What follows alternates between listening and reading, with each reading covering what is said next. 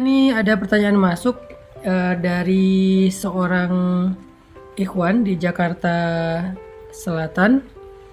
Ustadz, bagaimana sikap yang harus kita lakuin sebagai anak dalam menghadapi ayah yang sejak kita kecil sampai sekarang belum pernah menafkahi anak dan gak pernah ngasih pendidikan maupun ilmu agama? Mohon bimbingannya Ustadz.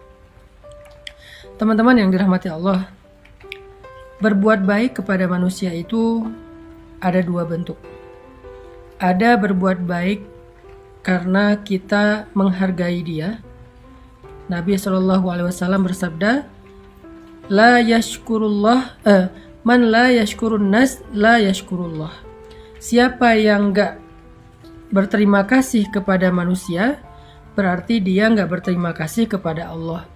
Siapa yang gak bersyukur kepada manusia, berarti dia gak bersyukur kepada Allah. Itu adalah berbuat baik dengan modal yang pertama. Jadi kita berbuat baik karena kita membalas kebaikan seseorang kepada kita. Seorang anak berbakti kepada orang tua karena dia ngerasa orang tuanya udah banyak berkorban untuk dia. Seorang istri khidmat kepada suami karena ngerasa suaminya udah menafkahi dia. Dan seterusnya kita dengan sahabat, kita dengan guru, kita dengan orang yang lebih senior, kita dengan siapapun. Kalau kita berbuat baik kepada dia karena kita ingin menghargai kebaikan dia, maka kita termasuk orang yang bersyukur. Nabi sampai mengatakan gini, kalau ada orang yang berbuat baik kepadamu, maka balaslah kebaikan itu. Balaslah kebaikan itu.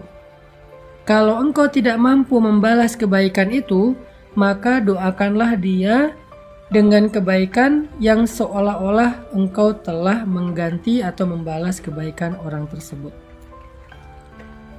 Ini nasihat Nabi ya. Kalau kita pengen membalas kebaikan orang kepada kita, maka kalau ada orang yang berbuat baik kepada kita, maka balaslah kebaikan itu. Kalau kita nggak mampu, misalnya kita nggak ketemu sama orangnya, misalnya kita nggak sanggup melakukan hal yang sama, maka doakanlah dia seolah-olah engkau telah membalas kebaikan dia. Ini juga bisa menjadi jawaban. Ustadz, backsoundnya mana? Ntar ke distract. Saya nggak bawa mic, jadi micnya kemarin dipinjam sama temen terus belum dibalikin. Jadi kalau sekarang tuh saya pakai mic yang ada di dalam MacBook saya, sehingga kalau pakai backsound dia nanti bakal feedback. Jadi malam ini nggak bisa pakai backsound karena micnya lupa ketinggalan di temen, jadi belum dibawain. Sorry ya, nggak ada backsound, tapi biar ada suasana baru. Sampai di mana tadi? Backsoundnya rintik hujan, Masya Allah. Kedengaran ya rintik hujan. Ya, tadi hadis kata Nabi, kalau kita misalnya dapat kebaikan dari seseorang, maka balaslah kebaikan itu sampai kita seperti orang yang membayar hutang, sampai tuntas. Kalau kita nggak bisa membalas kebaikan itu, atau seperti orang yang nggak bisa bayar hutang, maka doakanlah dia dengan satu kebaikan yang bisa seolah-olah kita menuntaskan hak dia atau membalas kebaikan dia. Ini juga berlaku untuk yang nanya, misalnya gimana cara kita berbuat baik kepada orang tua yang udah meninggal Ustadz. Kita nyesel dulu ketika mereka masih hidup, kita nggak berbakti, belum paham agama, belum sadar. Gimana cara berbakti pada mereka? Maka doakanlah orang tua kita dengan kebaikan-kebaikan yang seolah-olah kita sudah berbakti kepada mereka. Rabbighfirli wali walidayya warhamhuma kama rabbayani shaghira. Itu cara pertama berbuat baik kepada orang lain. Jadi balas kebaikan dengan kebaikan. Hal jazaul ihsan ilal ihsan. Oke.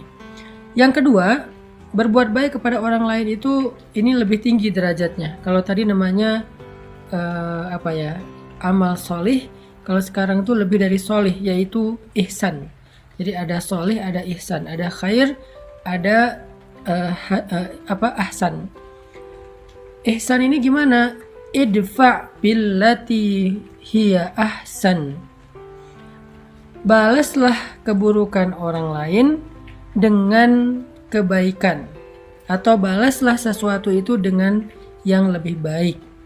Bahkan sampai Allah berfirman di dalam ayat tentang dakwah atau berdebat, wajadilhum billati hiya ahsan, dan debatlah mereka dengan cara yang lebih ahsan. Kalau mereka mendebat kita dengan ngata-ngatain kita, dengan ngejelekin kita, dengan menghina kita, maka balaslah ucapan mereka dengan kalimat-kalimat yang mulia, kalimat-kalimat yang terpuji. Itu ajaran Islam.